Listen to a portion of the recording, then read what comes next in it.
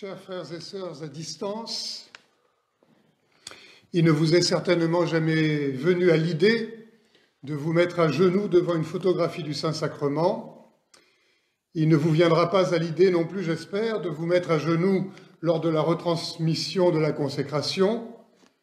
En effet, la présence réelle du Seigneur dans l'Eucharistie s'entend justement dans les espèces physiques du pain et du vin. Et de ce mode de présence, aujourd'hui, mes amis, vous en êtes privés. En revanche, ce qui est aujourd'hui pleinement présent pour vous, ce qui vous rejoint dans vos domiciles et n'est pas diminué par l'écran, ni empêché par le confinement, c'est le Verbe de Dieu, la parole divine. Elle se répand dans tout l'univers, elle descend du ciel en tout lieu, comme la pluie sur la terre, et elle n'en remonte pas sans avoir porté son fruit. Le Seigneur est présent dans sa parole, pourvu qu'il y ait quelqu'un pour annoncer et quelqu'un pour écouter dans l'esprit. En ces jours étranges où nous sommes empêchés de nous rassembler autour de l'autel, ce qui fait l'unité de l'Église, c'est la convocation de la parole. Vous avez entendu l'Évangile être proclamé, vous l'avez reçu et vous l'accueillez pour en être transformé. Constatez d'ailleurs combien la Providence nous guide dans ce carême mémorable que nous vivons. Voyez combien la parole de Dieu est prononcée aujourd'hui pour nous, combien elle est vivante et actuelle, douloureusement actuelle même. L'ami de Jésus est malade et Jésus n'est pas présent. L'ami de Jésus meurt et il est enseveli et Jésus n'est pas présent. Et Marthe, sœur de Lazare, le lui reproche. Si tu avais là, il ne serait pas mort. Si tu avais été là, il ne serait pas mort. Mais voilà, Jésus n'était pas là. Il était séparé de ses amis.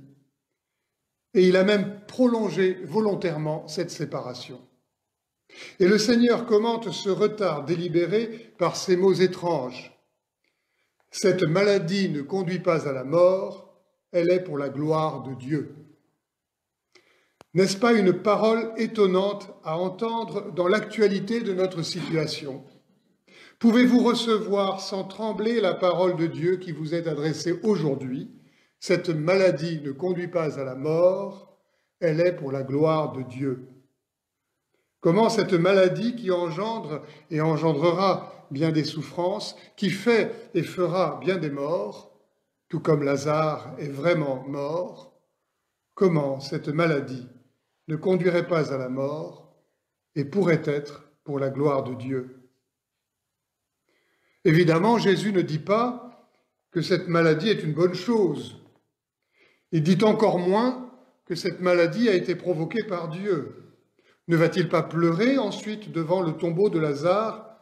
N'est-il pas pris d'émotion devant notre fragile condition humaine?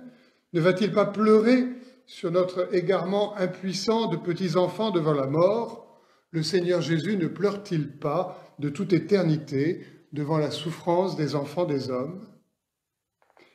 Non, s'il nous dit que cette maladie et que cette mort sont pour la gloire de Dieu, c'est parce que cette maladie et cette mort disent une vérité difficile à entendre et que le Seigneur vient révéler. Tu n'as pas, mon frère, la vie en toi-même. Tu n'as pas la vie si tu ne la reçois de celui qui est la vie. Tu n'en es pas le propriétaire et tu ne contrôles rien du tout de ce qui compte vraiment. Quelqu'un a écrit dans la croix de ce dimanche, « Ta vie ne t'appartient pas, tu lui appartiens ». Il faut dire davantage. Ta vie ne t'appartient pas, tu appartiens à celui qui est la vie et qui fut révélé puissamment à Marthe, Marie et Lazare. Eh bien, cela t'est aujourd'hui annoncé. Le maître de la vie, c'est lui et il la donne à jamais à tous ceux qui croient. Cette leçon que nous ne sommes pas maîtres de la vie nous est durement enseignée par les événements de notre temps. d'autant que l'être humain fait toujours tout ce qu'il peut pour ignorer cette dure vérité. Tout ce qu'il a bâti, c'est pour être maître de son destin, et surtout pour ne pas dépendre d'une espérance mystérieuse.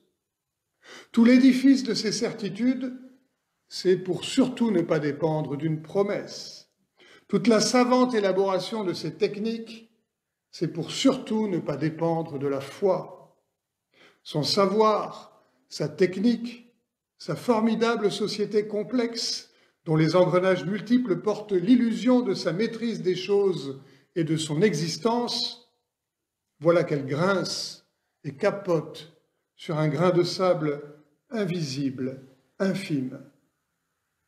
Et voilà soudain que l'on se prend à me dire, comme ce monsieur l'autre jour au marché, quand il y avait encore un marché, à prudente distance de sécurité tout de même, il me disait donc d'une voix assez forte, parce qu'il était loin, « Monsieur l'abbé, il fait quoi le bon Dieu ?» Eh bien le bon Dieu, il fait comme Jésus, il demeure à l'endroit où il se trouve et il nous laisse découvrir ce que nous sommes réellement. Et ce que valent toutes ces choses brillantes et complexes en lesquelles nous avons mis notre espérance. Une petite bricole de rien du tout, un virus de chauve-souris en a raison en quelques jours. Nous avons fermé tout ce qui n'était pas essentiel, disait quelqu'un d'autre à la radio, et on savait soudain qu'il n'y avait pas tant de choses essentielles dans notre existence. Cela nous laisse peser ce que vaut la gloire du monde et ce que vaut la gloire de Dieu. Notre condition humaine, apparaissant ainsi dans son dépouillement et sa fragilité, les preuves de vérité que sont cette maladie et cette mort, rendent en effet éclatante la gloire de Dieu, comme fut rendue éclatante la gloire de Dieu par la mort de Lazare et sa résurrection. Ne la voyez-vous pas à l'œuvre, cette gloire de Dieu, aujourd'hui? D'abord, bien entendu, dans la charité, l'amour en acte qui est le plus grand des dons de Dieu. Comme souvent, les grandes épreuves révèlent les réserves de charité et de générosité et de dévouement de beaucoup, ceux qui donnent sans compter leurs fatigues, leurs heures, les risques qu'ils prennent pour soulager les souffrances. Oh, la gloire de Dieu révèle aussi d'une lumière crue l'égoïsme, la bêtise et la peur lâche de beaucoup d'autres, car lorsque vient la lumière, tout ce qui est caché est dévoilé. Et puisqu'ainsi tout nous est révélé, qu'une brutale lumière a été jetée sur nos existences, que la parole s'est adressée à chacun de nous, comme le Christ s'est adressé à Marthe, lui disant « Celui qui croit en moi, même s'il meurt, vivra », eh bien nous, aujourd'hui, nous pouvons répondre d'une seule voix « Oui, Seigneur, je le crois, tu es celui qui vient dans le monde. » Amen.